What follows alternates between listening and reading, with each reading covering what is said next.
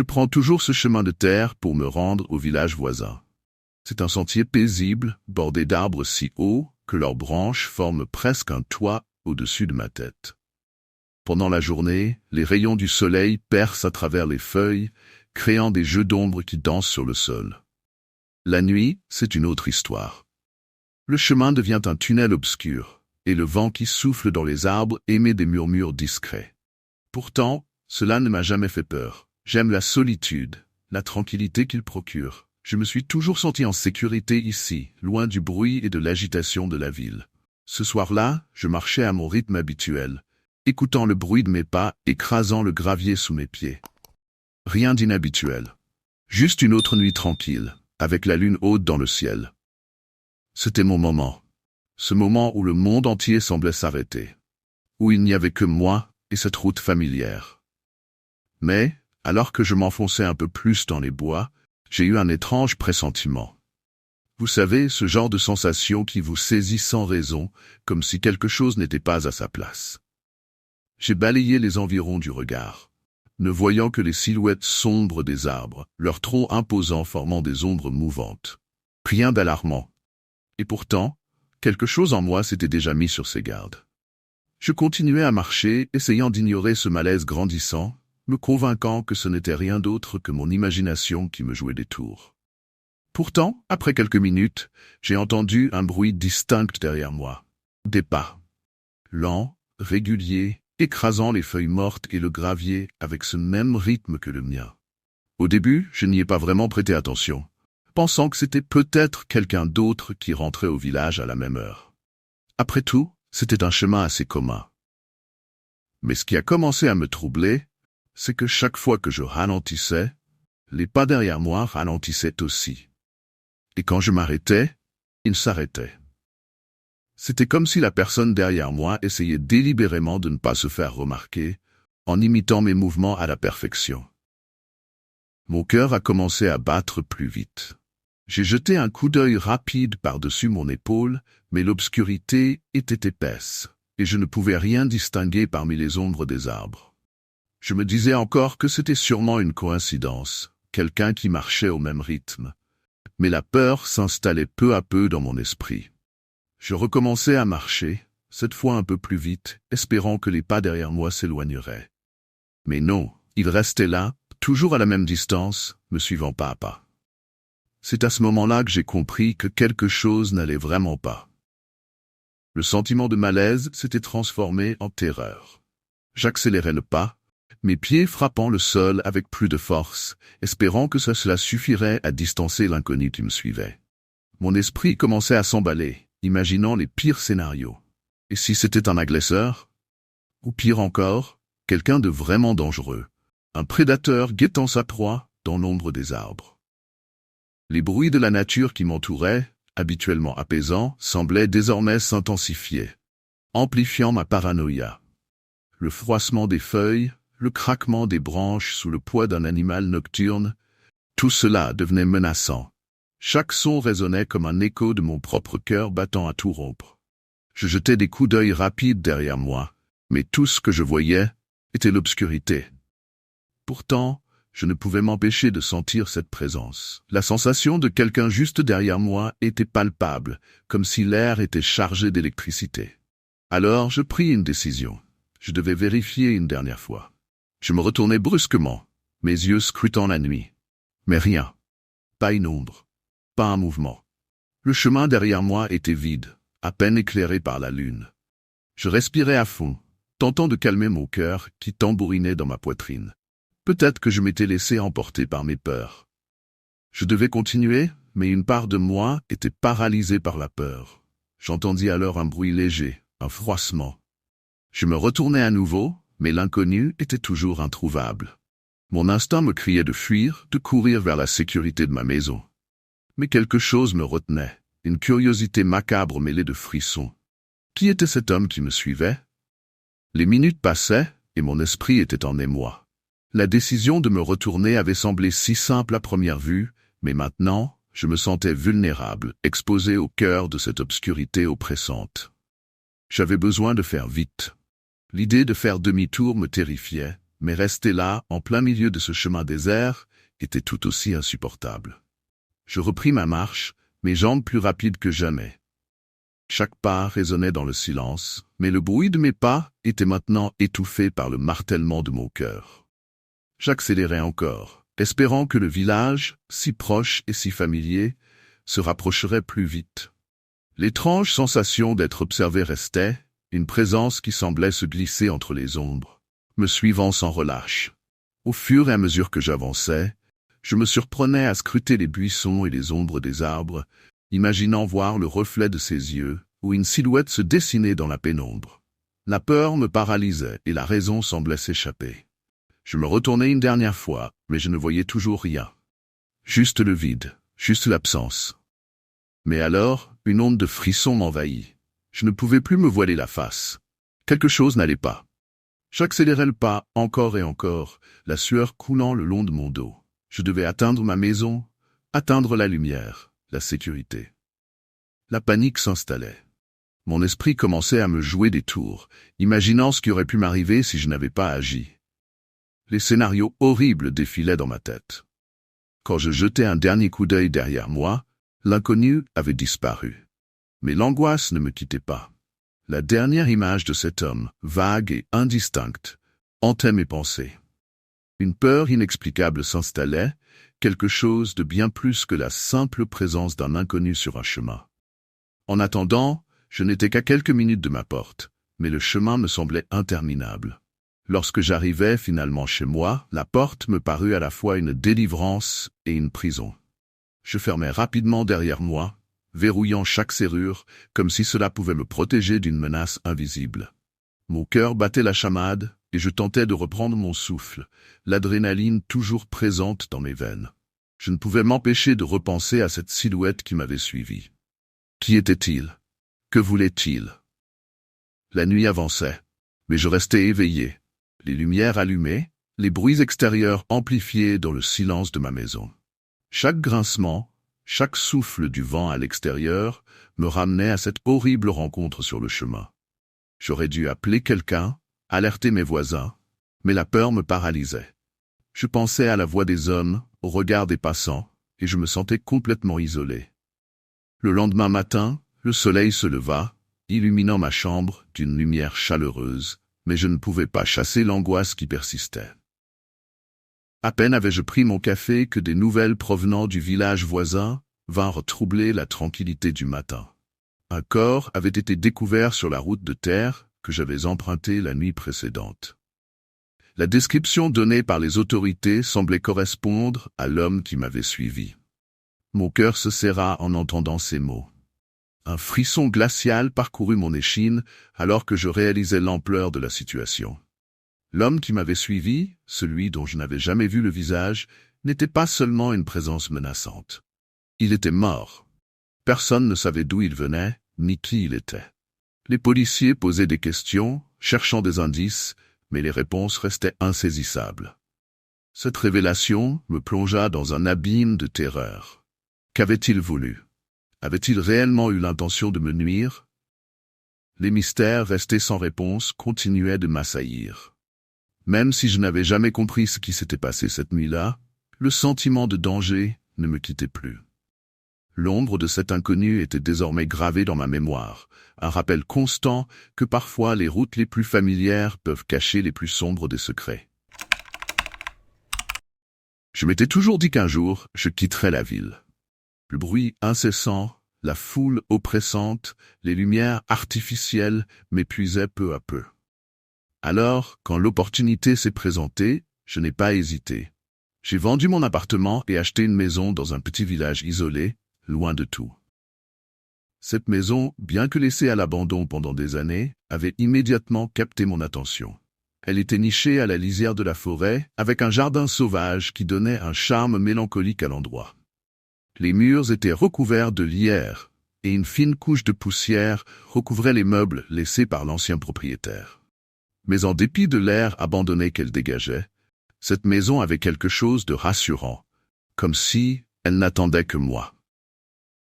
Les premiers jours ont été idylliques. J'avais enfin trouvé la paix que je cherchais depuis si longtemps. Le silence du village contrastait avec le tumulte constant de la ville. Le chant des oiseaux au matin me réveillait en douceur, et le vent qui traversait les arbres semblait murmurer à l'oreille. J'aménageais tranquillement mon nouveau chez-moi. Un peu de peinture ici, quelques meubles récupérés là-bas. Rien de bien compliqué. Le soir, je m'asseyais sur le vieux banc du jardin, une tasse de thé chaud entre les mains, et j'observais la lumière du crépuscule se dissiper lentement derrière les collines. Les villageois étaient accueillants, mais réservés. Ils m'avaient bien souhaité la bienvenue, avec des sourires polis, mais je sentais que quelque chose les retenait, comme s'ils évitaient de parler de certains sujets. « Vous verrez, ici, tout est plus calme », m'avait dit une voisine en ajustant son foulard, avec une certaine nervosité. Je n'y avais pas prêté attention à ce moment-là. Je pensais que c'était simplement l'habitude des habitants des petits villages de se méfier des nouveaux venus. Chaque nuit, je retrouvais un sommeil profond, presque oublié. Le silence était total, et je ne me souvenais pas de la dernière fois où je m'étais senti aussi détendu. Les heures semblaient s'écouler plus lentement ici, et j'appréciais cette lenteur. C'était une véritable renaissance.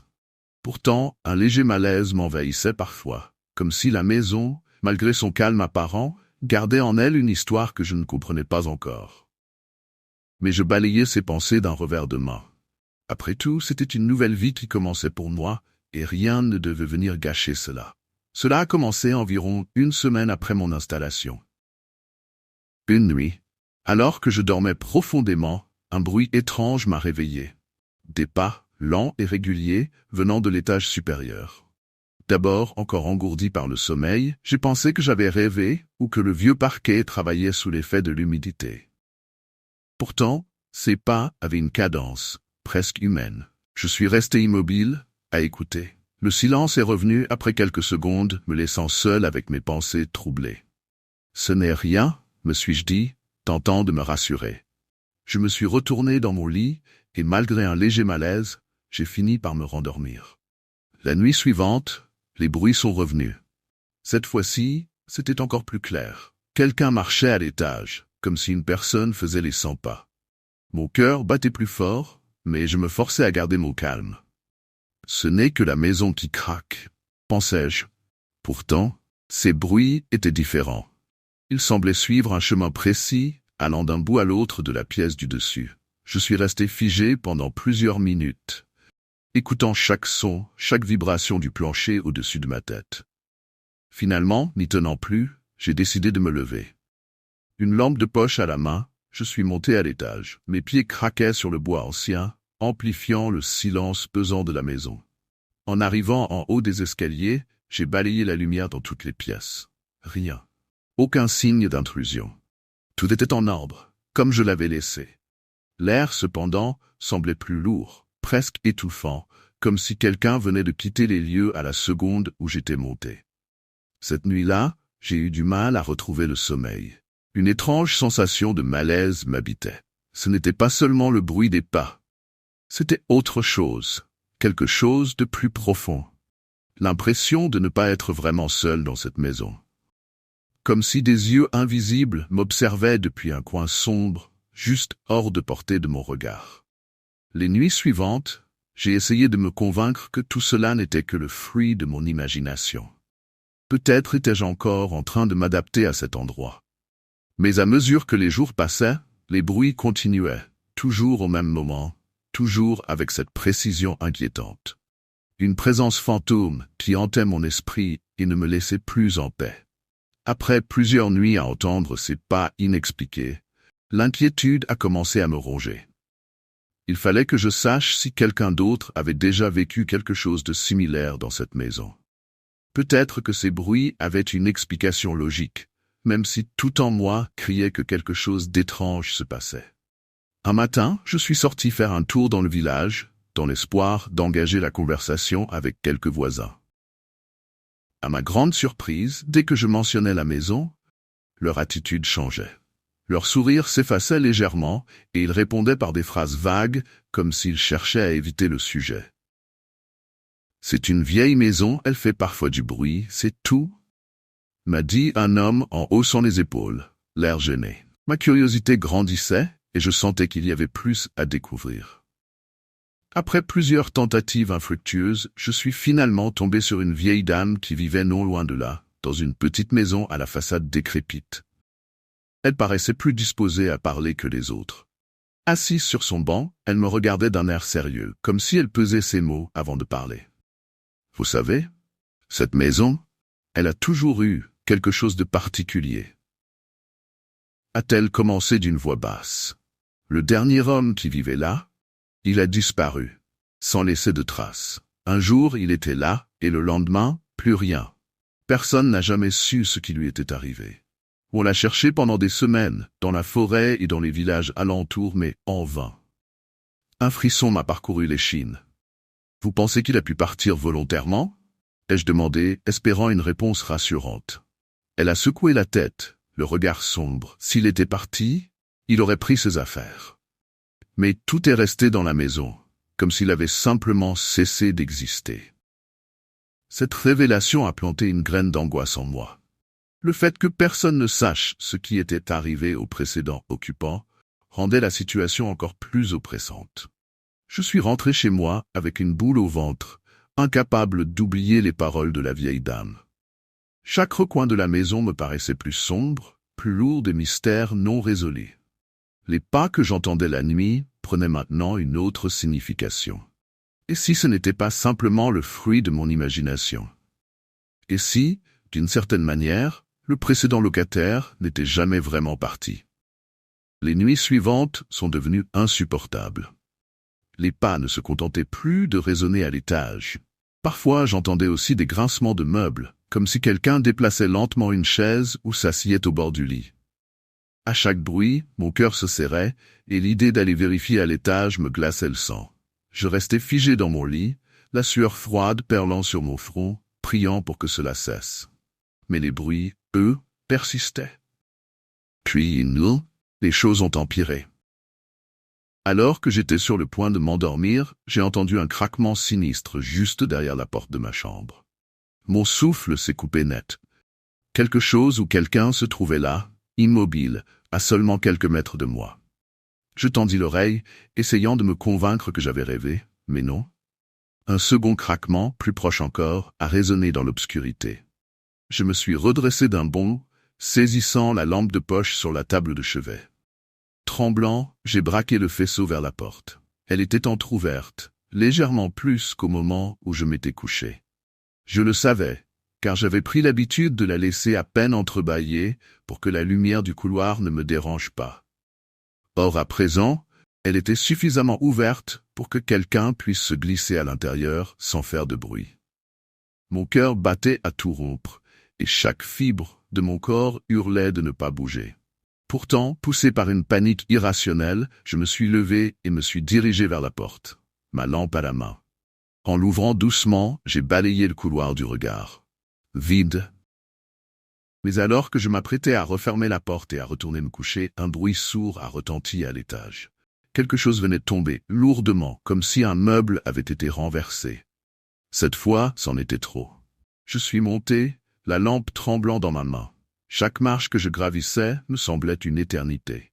En arrivant en haut, j'ai découvert une vision qui m'a glacé le sang. Une chaise, placée exactement au centre du couloir, face à l'escalier.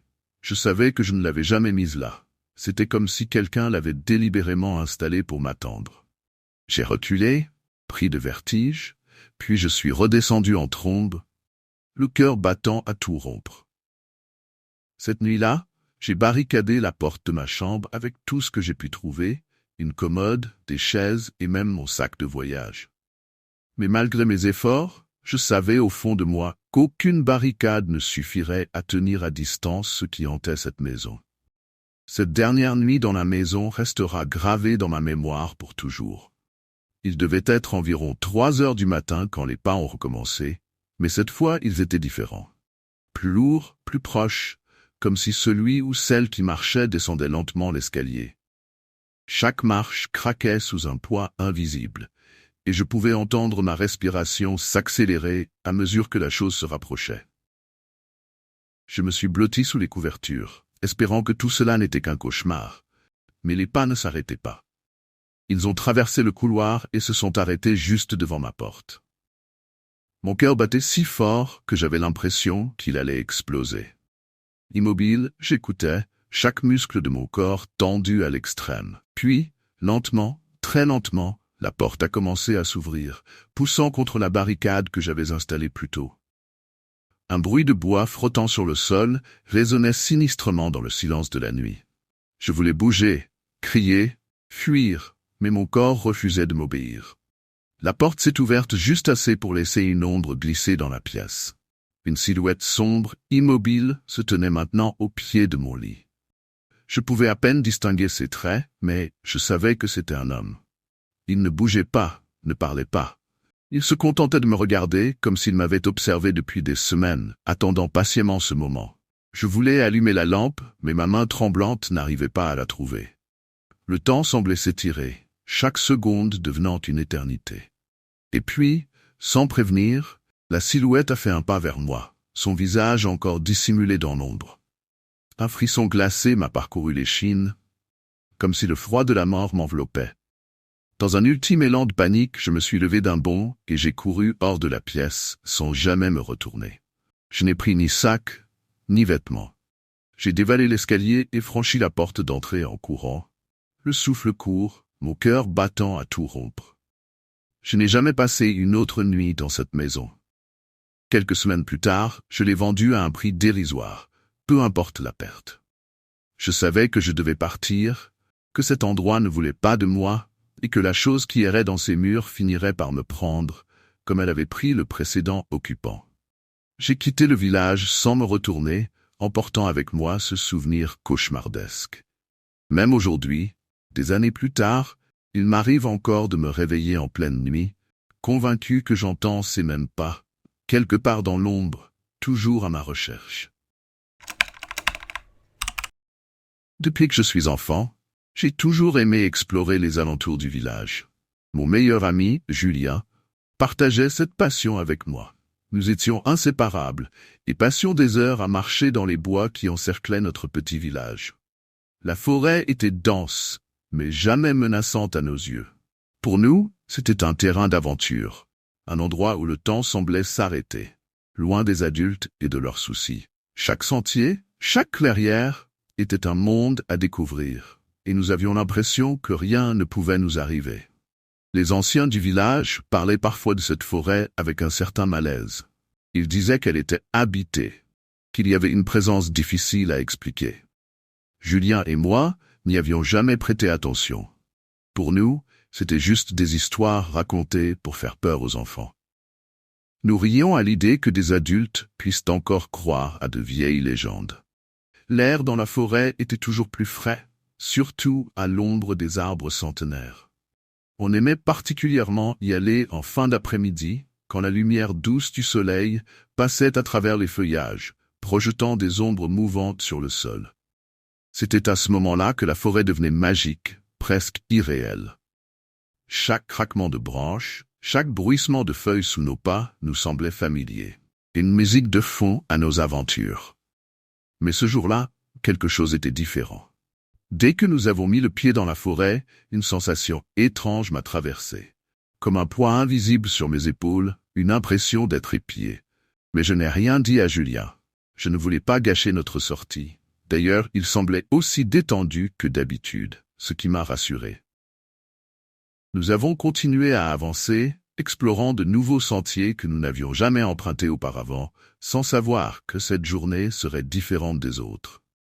Nous marchions depuis une bonne demi-heure, plaisantant et ramassant des bâtons que nous utilisions comme épées imaginaires.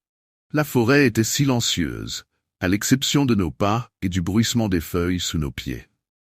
C'est alors que nous avons entendu le premier sifflement. Un murmure à peine perceptible, comme un souffle porté par le vent. Julien et moi nous sommes arrêtés net, tendant l'oreille. « Tu as entendu ça ?» lui ai-je demandé, soudain mal à l'aise. « Ouais, on aurait dit quelqu'un, non ?» Nous avons échangé un regard perplexe, mais l'idée qu'il s'agissait peut-être d'enfants du village jouant dans les environs nous a rapidement rassurés. Ce n'était pas la première fois que nous croisions d'autres jeunes ici. Alors, nous avons continué à marcher, un peu plus attentifs cette fois, espérant surprendre ceux qui semblaient vouloir se cacher. Mais les murmures ont recommencé, cette fois plus distincts. Et ce qui m'a glacé le sang, c'est que j'ai clairement entendu mon prénom. Paul. Je me suis figé, le cœur battant à tout rompre. Julien m'a regardé, son visage blême. T'as entendu? Ils connaissent ton prénom? Avant que je puisse répondre, une autre voix plus grave a prononcé le nom de Julien. Ce n'était plus un simple jeu. Nous avons crié à haute voix, appelant ceux que nous pensions être des enfants, mais il n'y a eu aucune réponse. Le silence est retombé lourdement, comme si la forêt entière retenait son souffle. Un malaise s'est installé en moi, grandissant à mesure que l'atmosphère devenait oppressante.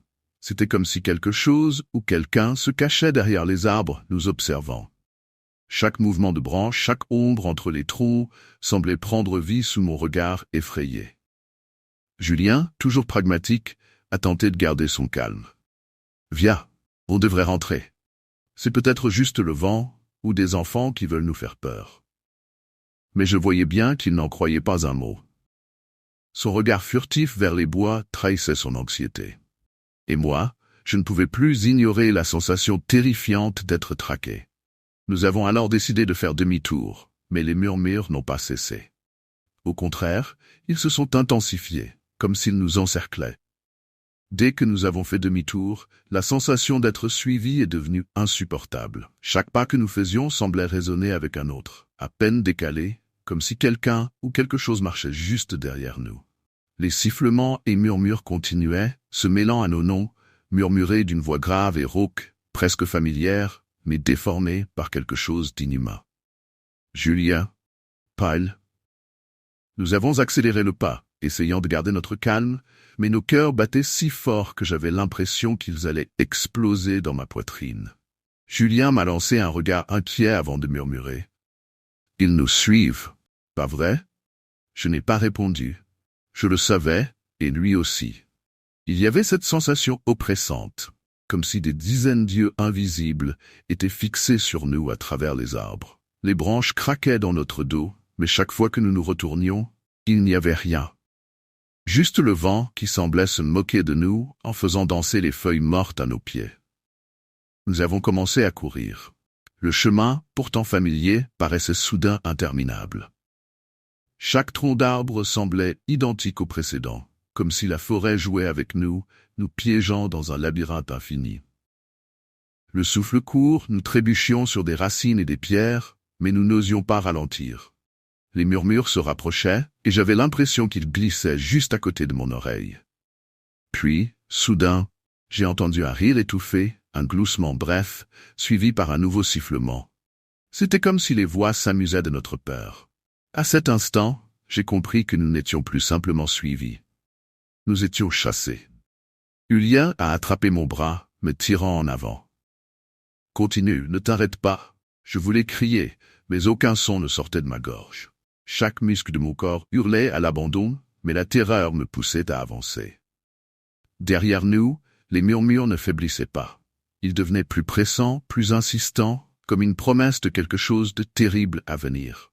Nous avons finalement aperçu la lisière de la forêt, à quelques mètres à peine. Un mince filet de lumière du village perçait entre les arbres, comme une bouée de sauvetage dans cette mer d'ombre oppressante. Mais même en sachant que nous étions presque sortis, j'avais cette certitude glaçante que quelque chose continuait de nous suivre, juste hors de notre vue. Nous avons franchi la lisière de la forêt d'un bond, haletants et épuisés.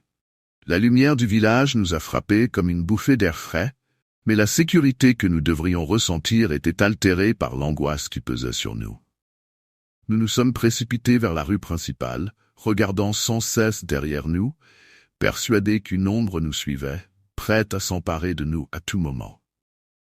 À mesure que nous nous éloignions de la forêt, les murmures s'estompaient lentement, mais ils résonnaient encore dans nos esprits. Julien et moi avons atteint un petit banc en bois, là où nous avions souvent partagé des rires et des histoires. Aujourd'hui, cependant, ce lieu familier semblait étrange et menaçant. Nous nous sommes assis en silence, l'un à côté de l'autre, essayant de reprendre notre souffle. L'adrénaline pulsait encore dans nos veines, mais la peur était toujours présente. Qu'est-ce qui vient de se passer? Murmurai-je, le regard fixé sur le sol. Julien, les mains tremblantes, a simplement secoué la tête. Je ne sais pas. Ces voix, c'était comme si elles voulaient qu'on revienne, comme si elles nous attiraient. Je ne pouvais pas m'empêcher de frémir.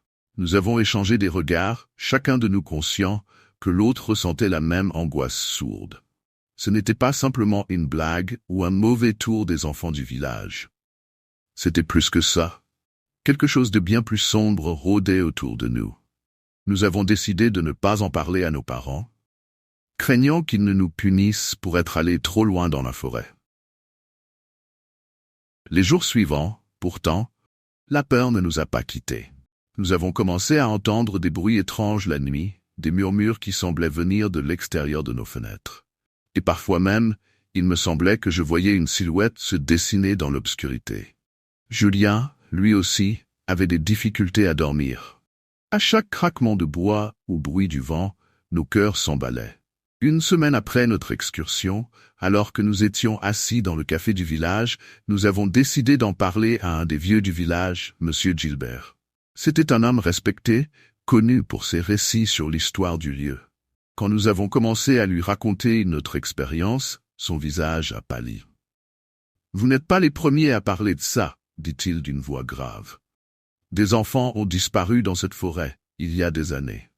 Personne ne sait ce qui leur est arrivé, mais les voix, elles reviennent souvent. Les gens évitent d'entrer dans la forêt après le coucher du soleil. » À ce moment-là, une onde de frissons m'a parcouru le dos. C'était comme si toutes les pièces du puzzle s'assemblaient. Nous avions été attirés par quelque chose qui dépassait notre compréhension, quelque chose de tragique et de sinistre. Les murmures de la forêt prenaient un sens nouveau. Nous avons alors compris que notre expérience ne faisait que commencer, et qu'il serait peut-être trop tard pour comprendre ce qui nous avait réellement suivis. Les jours se sont transformés en semaines, et l'angoisse que nous avions ressentie dans la forêt a laissé place à une sorte de paranoïa. Chaque bruit dans la nuit, chaque ombre au coin de la rue, semblait évoquer notre expérience. Nous avons commencé à éviter la forêt, et nos aventures d'enfance se sont transformées en souvenirs lointains. Pourtant, quelque chose en nous refusait de laisser le passé derrière nous. Un soir, alors que je m'apprêtais à me coucher, j'ai entendu des voix, des chuchotements indistincts qui s'élevaient de l'extérieur. Mon cœur a commencé à battre plus vite. Était-ce le vent? Était-ce notre imagination? J'ai décidé d'ouvrir la fenêtre, espérant que l'air frais chasserait mes doutes. Mais, à ma grande horreur, les murmures sont devenus plus clairs. J'ai clairement entendu mon nom, encore et encore. « Pyle, viens !» Je me suis figé, paralysé par la terreur. Je me suis rappelé les paroles de Monsieur Gilbert et les disparitions d'enfants dans cette forêt maudite. Avais-je vraiment cru que nous serions à l'abri? Tremblant, j'ai quitté ma chambre et décidé d'aller chez Julien.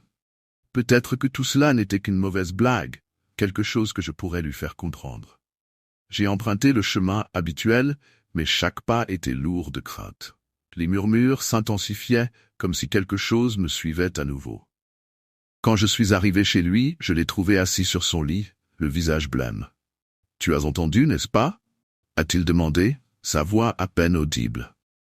Je me suis précipité vers lui, mon cœur s'emballant. Nous avons discuté des voix, de notre expérience et de la terreur qui semblait nous engloutir. « Ça ne s'arrête jamais, » dit Julien, les yeux écarquillés. « Ce n'est pas juste la forêt, je sens que ça veut nous atteindre, que ça attend le bon moment. » J'étais d'accord. Nous avions eu de la chance de sortir de la forêt cette nuit-là, mais cette chance était-elle en train de s'épuiser? Nous avons décidé d'enquêter davantage. Le lendemain, nous sommes retournés dans la forêt, armés de courage et de curiosité, mais avec une crainte omniprésente. À mesure que nous avancions sur le chemin, le malaise grandissait. Les arbres semblaient se refermer autour de nous, et les murmures résonnaient dans notre esprit. Nous avons atteint l'endroit où nous avions entendu les voix pour la première fois. Le silence était oppressant. C'est alors que nous avons réalisé quelque chose n'allait pas. Soudain, une brise glaciale a parcouru la clairière, faisant frémir les feuilles. Les murmures ont repris, plus insistants que jamais. « Paul, Julien. » Je me suis retourné et je l'ai vu. Une silhouette floue à peine discernable se tenait entre les arbres. Mon cœur s'est arrêté. C'était là, dans l'ombre. Quelque chose de terrifiant, quelque chose d'inexprimable. Nous avons tourné les talons, courant comme jamais, la peur grimpant en nous à chaque pas. Mais cette fois, nous savions que ce n'était pas simplement notre imagination. Les voix étaient réelles, et elles ne nous laisseraient pas partir si facilement.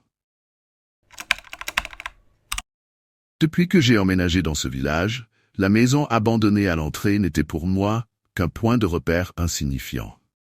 Une vieille bâtisse en pierre, aux murs écaillés et aux fenêtres poussiéreuses, dont le jardin semblait avoir été englouti par une végétation sauvage et envahissante.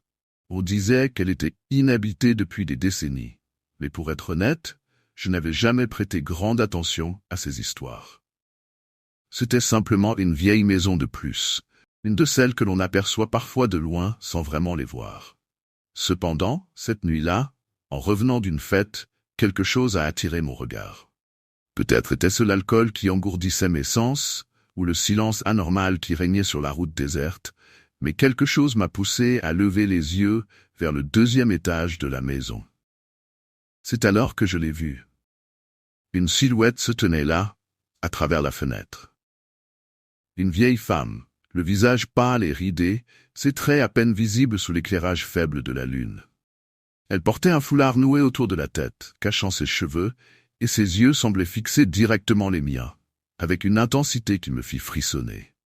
Je suis resté figé sur place, le souffle coupé, incapable de détourner le regard. Il y avait quelque chose d'étrange dans sa posture, une sorte de calme inquiétant qui contrastait avec l'état de la maison. Elle ne bougeait pas, ne faisait aucun geste, se contentait de m'observer, comme si elle m'attendait. Après ce qui m'a semblé être une éternité, j'ai détourné les yeux, sentant une montée d'angoisse me saisir. Quand j'ai osé regarder de nouveau, la fenêtre était vide. La silhouette avait disparu. Le lendemain, je n'arrivais pas à chasser cette image de mon esprit. La vieille femme, son regard perçant, la sensation glacée qui m'avait envahi. Tout cela me semblait trop réel pour être le simple produit de mon imagination ou de l'alcool. Poussé par une curiosité que je ne m'expliquais pas, j'ai décidé d'en parler à l'un des habitants les plus âgés du village, un homme nommé Maurice, que l'on croisait souvent assis devant le petit café sur la place. Lorsque j'ai mentionné la maison et la femme que j'avais vue à la fenêtre, son expression a changé. Son visage habituellement amical et jovial s'est figé, et il m'a regardé comme si je venais de lui raconter quelque chose de profondément dérangeant. « La maison est vide depuis des années, mon garçon », m'a-t-il répondu d'une voix grave.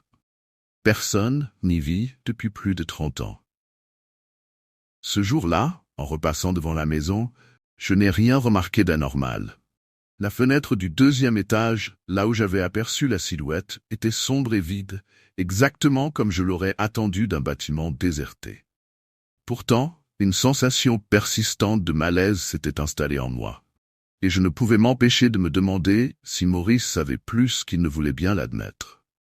À partir de ce moment, je n'arrivais plus à me débarrasser de cette étrange obsession pour la maison. Chaque fois que je passais à proximité, je ne pouvais m'empêcher de jeter un coup d'œil vers le deuxième étage, comme si j'espérais ou redoutais revoir cette silhouette. Il y avait quelque chose d'inexplicable qui m'attirait vers cet endroit, malgré le malaise grandissant que je ressentais à chaque fois que je m'en approchais. Les nuits, je me réveillais souvent en sursaut, le cœur battant, avec l'impression d'avoir entendu quelqu'un m'appeler par mon prénom.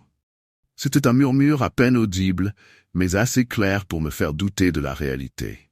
Le plus troublant, c'était que ce murmure semblait provenir de l'extérieur, quelque part dans la direction de la maison abandonnée. Je restais immobile dans mon lit, tendant l'oreille, mais le silence retombait toujours, lourd et oppressant. Je commençais à me sentir observé, même dans les moments les plus banals de mon quotidien. Lors de mes trajets habituels, il me semblait apercevoir des mouvements furtifs du coin de l'œil, comme si quelqu'un se cachait dans l'ombre pour mes pieds. La nuit, lorsque je marchais seul dans les rues désertes, j'avais l'impression constante d'être suivi, bien que chaque fois que je me retournais, il n'y avait personne. L'idée de retourner à la maison pour explorer de plus près commençait à me hanter. Je savais que quelque chose ne tournait pas rond là-bas, que ce que j'avais vu n'était pas normal. Mais plus j'y pensais, plus je sentais une peur irrationnelle m'envahir, comme si l'idée même de m'approcher de cette maison pouvait déclencher quelque chose d'irréversible. Pourtant, malgré cette peur, une étrange fascination me poussait toujours à vouloir comprendre ce qui se cachait derrière cette fenêtre obscure. Finalement, je n'ai pas pu résister à l'envie de retourner à la maison, déterminé à percer ce mystère qui me hantait. J'y suis allé en plein jour, pensant que la lumière du soleil dissiperait l'angoisse qui s'était installée en moi. En m'approchant, j'ai remarqué que l'endroit semblait encore plus délabré que dans mes souvenirs. Les murs étaient recouverts de lierre, et le portail rouillé grinçait faiblement sous l'effet du vent. Quand je me suis finalement retrouvé devant la fenêtre du 2e étage, là où j'avais vu la femme, une vision troublante m'a frappé. La fenêtre était solidement barrée de planches clouées, recouvertes de poussière et de mousse.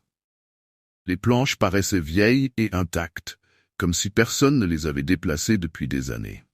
Il n'y avait aucun moyen qu'une silhouette ait pu m'observer depuis cet endroit.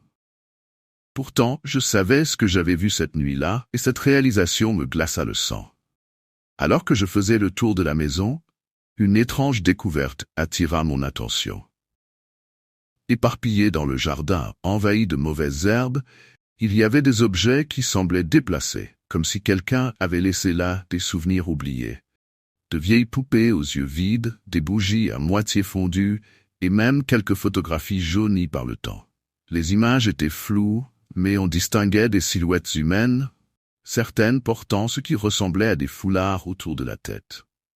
L'air autour de moi semblait s'épaissir, comme si la maison elle-même retenait son souffle, attendant que je fasse un geste de trop. Mon instinct me criait de partir, de m'éloigner de cet endroit qui n'avait rien d'un simple bâtiment abandonné. Pourtant, je restais figé, incapable de bouger, avec la sensation oppressante que quelque chose m'observait depuis l'intérieur, au-delà de ces planches clouées. Depuis cette découverte, je n'ai plus jamais regardé la maison de la même manière. Une peur viscérale m'avait envahi et je faisais tout mon possible pour éviter de passer à proximité. Pourtant, même à distance, je sentais constamment ce regard sur moi, une présence qui semblait m'épier depuis l'ombre. Les nuits étaient devenues interminables, marquées par des réveils en sursaut et des chuchotements à peine audibles qui continuaient de résonner à mes oreilles. Il m'arrivait encore de penser à ce que Maurice avait dit, à son avertissement presque menaçant. Et si, après tout, il y avait une vérité derrière ces mots? Mais le plus terrifiant était l'idée que quelque chose ou quelqu'un avait tenté d'interagir avec moi depuis cette fenêtre scellée, comme si un lien invisible s'était créé cette nuit-là. Un soir, je crus apercevoir une lueur vacillante à travers les planches du 2e étage. Un éclat fugace comme celui d'une bougie qu'on allume brièvement.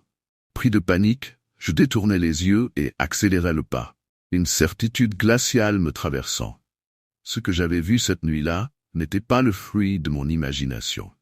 Cette maison, avec ses murs décrépits et son passé obscur, abritait quelque chose d'ancien, quelque chose qui n'aurait jamais dû être dérangé. Depuis, même de loin, je ressens toujours cette présence qui me suit, ce regard qui ne me quitte jamais. Les souvenirs de la vieille femme à la fenêtre restent gravés dans mon esprit, et chaque fois que je pense à retourner voir, une peur irrationnelle me paralyse. Car au fond de moi, je sais que si j'ose m'approcher à nouveau, il n'y aura peut-être plus de retour possible. Je revenais chez moi en voiture, tard dans la nuit, après une longue journée de travail. La fatigue pesait sur mes épaules et le silence de la route déserte n'était brisé que par le ronronnement du moteur. La lumière blafarde de mes phares coupait l'obscurité épaisse, tandis que la lune, à peine visible, se cachait derrière un voile de nuages. J'étais à quelques kilomètres du village, quand quelque chose attira mon attention sur le bord de la route. D'abord, ce fut un faible scintillement, presque imperceptible, comme des étoiles flottant au ras du sol. En m'approchant, le spectacle devint plus clair. Une procession de personnes marchait lentement le long de l'accotement, chacune portant une bougie allumée. Les flammes vacillaient sous l'effet de la brise nocturne, projetant des ombres mouvantes sur leurs visages. Mais étrangement, je n'arrivais pas à distinguer leurs traits. C'était comme si leur visage était flou, masqué par l'obscurité ou par quelque chose d'autre, d'indéfinissable. Leur apparence me paraissait étrange, décalée. Leurs vêtements semblaient appartenir à une autre époque, comme s'ils avaient été figés dans le temps. Des manteaux longs, des châles épais, et certains portaient même des chapeaux démodés que je n'avais vus que dans les vieilles photos de famille. Plus je me rapprochais, plus une sensation de malaise me gagnait, un pressentiment qui me serrait le cœur, me donnant l'envie irrésistible de m'éloigner le plus vite possible. Pourtant, ma curiosité était plus forte, et je ralentissais presque malgré moi, les yeux fixés sur cette étrange procession. C'est à ce moment-là que tout changea. Sans avertissement, toutes les bougies s'éteignirent en même temps, comme soufflées par une force invisible. La route se retrouva plongée dans l'obscurité totale. Et lorsque je clignais des yeux pour essayer de discerner quelque chose, les gens avaient disparu. Mon cœur battait à tout rompre, tandis que je restais figé, les mains crispées sur le volant. Pendant un instant, je me demandais si je n'avais pas imaginé toute la scène, si la fatigue ne m'avait pas joué un tour. Mais le souvenir de ces flammes vacillantes, de ces silhouettes fantomatiques, était encore trop vif pour n'être qu'un simple produit de mon esprit. J'avais bel et bien vu cette procession, et elle s'était volatilisée sous mes yeux. Je luttais contre l'envie d'arrêter la voiture et de sortir pour chercher une trace quelconque de leur passage. Une bougie abandonnée, des empreintes sur le sol. Mais une peur irrationnelle me paralysait, comme si mettre un pied hors de l'habitacle signifiait franchir une frontière invisible, pénétrer dans un territoire où je n'étais pas le bienvenu. Je me sentais observé, une sensation oppressante qui me faisait frissonner malgré la chaleur du chauffage dans l'habitacle. Je décidai de continuer. J'appuyais sur l'accélérateur, mon regard scrutant les bas-côtés à la recherche d'un mouvement, d'une lueur qui aurait pu trahir leur présence, mais il n'y avait rien. Seulement la route noire, infinie, et la forêt dense qui semblait se refermer autour de moi. Même le bruit du moteur me semblait étrangement étouffé, comme si j'avais pénétré dans un autre monde, où les lois ordinaires de la réalité ne s'appliquaient plus. Plus j'avançais, plus le sentiment de malaise grandissait, comme une angoisse sourde qui m'envahissait. J'avais l'impression que quelque chose m'accompagnait, invisible, caché dans l'obscurité. C'était comme si l'air lui-même était chargé d'une présence que je ne pouvais ni voir ni comprendre. Lorsque j'arrivai enfin au village, je m'empressai de garer la voiture et me dirigeai vers le bistrot local, l'un des rares endroits encore éclairés à cette heure tardive. À l'intérieur, quelques habitués étaient assis autour de tables en bois, discutant à voix basse. Je m'approchai du comptoir, encore secoué par ce que je venais de voir, et commandai un café pour me réchauffer et calmer mes nerfs. Je lançai la conversation avec le serveur, un homme d'une 50aine d'années qui semblait connaître tout le monde dans le village. Je lui racontais ce que j'avais vu sur la route. La procession, les bougies qui s'étaient éteintes soudainement et les silhouettes qui s'étaient volatilisées dans l'obscurité. À mesure que je parlais, son expression changea subtilement.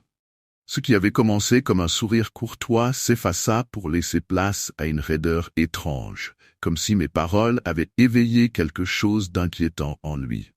Il se contenta de hausser les épaules, feignant l'indifférence, et déclara qu'il ne savait pas de quoi je parlais. « Il n'y a eu aucun cortège funèbre récemment, » dit-il d'une voix neutre. « Vous avez dû voir des randonneurs ou des jeunes qui s'amusaient à faire peur aux automobilistes. » Mais son regard évitait le mien, et je pouvais percevoir une note de nervosité dans sa voix. Je tentais de demander à d'autres personnes présentes dans le bistrot, mais leurs réactions furent similaires. Certains haussaient les sourcils, incrédules, tandis que d'autres échangeaient des regards furtifs, comme s'ils étaient tous au courant de quelque chose dont ils préféraient ne pas parler. Une femme, plus âgée, me prit à part et me conseilla, d'un ton grave, d'oublier ce que j'avais vu et de ne pas chercher plus loin. « Il y a des choses ici qu'il vaut mieux laisser en paix, » murmura-t-elle avant de s'éloigner, me laissant seul avec mes questions. Désireux d'élucider ce mystère, je pris la décision de mener ma propre enquête. Les événements de cette nuit me hantaient, et je ne pouvais pas simplement laisser cette histoire de côté. Le lendemain matin, après une nuit sans sommeil, je me rendis à la bibliothèque du village, un bâtiment ancien qui semblait receler des secrets. L'endroit était calme, presque trop calme, avec une odeur de livres anciens flottant dans l'air. Je fouillais dans les archives, feuilletant des journaux jaunis et des registres qui racontaient l'histoire du village. Les pages révélaient peu à peu des éléments troublants. C'est alors que je tombais sur un article daté de 50 ans, un récit tragique sur un incendie survenu sur cette même route. Une maison avait pris feu dans la nuit et toute une famille avait péri dans les flammes. Les descriptions étaient déchirantes. Des cris de désespoir, des tentatives désespérées pour sauver les enfants, et l'impuissance des voisins qui n'avaient plus que regarder. Le cœur lourd, je poursuivis ma lecture. L'article mentionnait également des rumeurs qui circulaient dans le village. Chaque année, à la date de l'incendie, des habitants affirmaient voir une procession de silhouettes marchant le long de la route, portant des bougies. Les témoins les décrivaient comme des ombres, une vision fugace qui ne durait qu'un instant avant de disparaître. À cette époque, on les voyait comme des esprits errants, revenant chaque année sur les lieux de leur tragédie. Plus je découvrais de détails, plus je réalisais que la procession que j'avais vue était bien réelle, ancrée dans un drame que le village avait tenté d'oublier. Mais les habitants semblaient vouloir maintenir le silence sur cette tragédie, comme s'ils craignaient que parler des fantômes de cette nuit-là pourrait les ramener parmi eux. Je quittais la bibliothèque, le cœur lourd de ces révélations, conscient que le mystère était bien plus profond que je ne l'avais imaginé. Depuis cette découverte, une peur sourde s'était installée en moi. Les événements de la nuit précédente prenaient un sens nouveau, une signification que je ne pouvais ignorer. J'avais été témoin d'une tradition macabre, d'un rituel silencieux ancré dans la mémoire collective du village. Les apparitions de cette procession, chaque année à la même date, n'étaient pas simplement des histoires. C'étaient les esprits d'une famille tragiquement perdue, cherchant à retrouver leur chemin vers la maison qu'ils n'avaient jamais pu quitter. La nuit suivante, je restais éveillé, incapable de chasser cette pensée obsédante. J'étais partagé entre l'envie de fuir ce lieu maudit et le besoin irrésistible de comprendre. Je savais que la date fatidique approchait, et une partie de moi voulait retourner sur cette route, confronté à ce que j'avais vu. Je décidai de prendre le risque. Je me préparais mentalement à l'éventualité de revoir la procession, armé de connaissances nouvelles et d'un mélange d'appréhension et de curiosité. Je me garai sur le bas-côté de la route, là où j'avais vu la lumière vacillante des bougies. La nuit était calme, le silence presque oppressant, ponctué uniquement par le léger bruit du vent dans les arbres. J'allumai les phares de ma voiture, espérant que leur éclat ne troublerait pas ceux qui pourraient apparaître. L'attente était angoissante. Chaque minute semblait durer une éternité, mon cœur battant à tout rompre dans ma poitrine. Puis, soudain, au loin, j'aperçus un faible scintillement. Les bougies. Elles apparaissaient comme dans un rêve, des silhouettes indistinctes avançant lentement le long de la route. Je retins mon souffle, chaque muscle de mon corps tendu, partagé entre la peur et une étrange mélancolie. Les flammes vacillèrent, et je réalisais qu'ils étaient là, revenant, marchant avec une sérénité tragique. Une partie de moi voulait fuir, mais une autre voulait comprendre leur quête. Alors que je les observais, je me rendis compte que ce n'était pas simplement une apparition. C'était une procession de souvenirs, d'amour perdu, de vies inachevées. Une fois de plus, je me trouvais confronté à l'invisible, au fantôme d'un passé qui ne voulait pas être oublié. Le village où je vis est entouré de montagnes, comme si elles formaient une barrière naturelle entre nous et le reste du monde. Les habitants disent toujours que ce paysage est à la fois magnifique et isolant. Une beauté froide qui cache quelque chose d'étrange. Je n'y ai jamais vraiment prêté attention. Pas jusqu'à cette nuit-là. Depuis aussi loin que je me souvienne, il y a toujours eu cette vieille légende qui circulait parmi les villageois. Au crépuscule, un chant féminin pouvait être entendu venant du fond du vallon. Un chant doux, mais triste, mélancolique, presque déchirant. Certains disaient que c'était l'esprit d'une femme qui attendait encore son amour perdu. D'autres croyaient qu'il s'agissait d'un avertissement, un signe que quelque chose de mauvais approchait. Moi, je n'y croyais pas vraiment. Ça semblait être une de ces histoires qu'on raconte pour effrayer les enfants, rien de plus. Pourtant, il y avait toujours ce murmure dans l'air, une sensation d'inconfort quand la nuit tombait et que l'obscurité enveloppait les rues désertes du village. Les montagnes devenaient des ombres gigantesques, imposantes, et un silence presque surnaturel régnait, comme si la nature elle-même retenait son souffle. Les vieux du village disaient qu'il ne fallait jamais écouter ce chant, qu'il valait mieux rentrer chez soi avant la tombée de la nuit. Mais personne n'en parlait sérieusement, tout semblait si normal. C'est ce que je pensais, jusqu'à ce que je l'entende moi-même. Ce soir-là, je rentrais tard d'un dîner chez des amis. Il faisait sombre, et le froid de la nuit s'infiltrait sous mes vêtements. Je pressais le pas, mes chaussures crissant sur le gravier, et soudain, je l'ai entendu. Ce chant, cette voix lointaine qui résonnait doucement dans la vallée, c'était comme un souffle à peine perceptible, mais suffisant pour me figer sur place. Mon cœur s'est mis à battre plus vite, et une étrange sensation de malaise m'a envahi. Est-ce que c'était elle? Je suis resté immobile pendant un moment, essayant de comprendre ce que j'entendais. La voix était douce, mais elle portait en elle une tristesse si profonde que j'en avais des frissons. Elle venait de loin, de très loin, mais d'une manière étrange, elle semblait aussi proche, presque comme si elle murmurait juste à côté de moi. J'ai jeté un coup d'œil autour de moi. Les rues étaient désertes, les maisons plongées dans l'obscurité. Il n'y avait personne. Mon instinct me disait de rentrer chez moi, de ne pas prêter attention à ce son qui flottait dans l'air. Mais quelque chose en moi, peut-être la curiosité, peut-être une sorte de fascination morbide, m'a poussé à faire le contraire. J'ai commencé à marcher dans la direction d'où venait la voix. C'était comme si elle m'appelait, comme si elle voulait que je la suive. Chaque pas que je faisais semblait me rapprocher d'elle, mais en même temps, la voix restait toujours à la même distance, insaisissable. Le chemin devenait de plus en plus escarpé, alors que je me dirigeais vers la vallée, là où la forêt bordait les premières pentes des montagnes. À chaque pas, la nuit devenait plus oppressante, l'air plus froid. J'écoutais attentivement, essayant de distinguer des mots dans ce chant, mais c'était impossible. C'était comme un murmure porté par le vent, mélancolique, presque hypnotisant. Je marchais sans savoir vraiment où j'allais, mes pensées entièrement absorbées par cette voix. À mesure que j'avançais, une étrange sensation s'empara de moi. Je n'étais plus sûr de l'endroit où je me trouvais. Le village semblait si loin maintenant, et pourtant, je n'étais pas parti depuis si longtemps. Mais le plus déroutant, c'était que malgré tous mes efforts pour me rapprocher de la voix, elle restait toujours hors de portée, comme si elle se jouait de moi, se déplaçant à mesure que je m'approchais. Plus je marchais, plus la voix s'éloignait, comme un mirage sonore qui me glissait entre les doigts. Pourtant, je ne pouvais pas m'arrêter. Il y avait quelque chose d'envoûtant dans ce chant, une mélodie sinistre qui me poussait à continuer, même si tout en moi criait de faire demi-tour. Je savais que je m'éloignais de la sécurité du village, que je m'enfonçais dans des territoires inconnus, mais je ne pouvais plus me résigner à abandonner.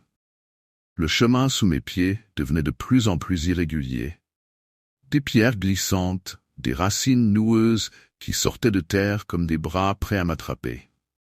La lune, cachée par les nuages épais, offrait à peine de quoi éclairer le sentier.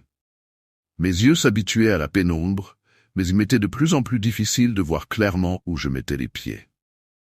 À chaque fois que je pensais m'approcher du son, il s'éloignait un peu plus, comme un jeu cruel. Mon souffle s'accélérait, et avec lui montait une angoisse que je n'avais jamais ressentie auparavant. Il n'y avait plus que moi, la nuit et ce chant lointain qui semblait m'entourer, se moquer de moi. L'espace autour de moi paraissait se rétrécir, comme si les montagnes se rapprochaient, me compressant dans cette vallée sans issue. Puis tout s'est arrêté. Le chant, le vent, même les sons habituels de la nuit, tout avait disparu. Je me suis retrouvé seul dans un silence complet, comme si le monde entier avait retenu son souffle. Mon cœur battait si fort que c'était le seul bruit que je pouvais entendre. C'est à ce moment-là que j'ai réalisé à quel point j'étais loin du village, loin de tout repère familier. Un frisson glacé m'a parcouru l'échine. J'étais perdu. Et la voix s'était éteinte comme elle était apparue, me laissant dans une obscurité oppressante. Le lendemain matin, encore troublé par cette expérience, je me suis rendu au café du village, espérant y trouver un semblant de normalité. Les visages familiers, les conversations habituelles, tout semblait si loin de ce que j'avais vécu la veille. En m'asseyant, j'ai tenté de raconter ce qui s'était passé à l'un des anciens du village, un homme nommé Émile, qui avait toujours une histoire ou une légende à partager. Quand je lui ai décrit le chant, son visage s'est immédiatement assombri. Il a pris une longue inspiration avant de parler, ses yeux fuyant les miens, comme s'il ne voulait pas affronter la réalité de mes mots. « Tu as entendu le chant, toi aussi » a-t-il murmuré. Je pouvais voir l'inquiétude se dessiner sur son visage, une inquiétude qui semblait bien plus profonde qu'une simple superstition. Ceux qui suivent ce chant, ils ne reviennent jamais. Il y a eu d'autres avant toi. Des jeunes, des curieux. Ils ont entendu cette voix, tout comme toi, et ils ont essayé de la trouver.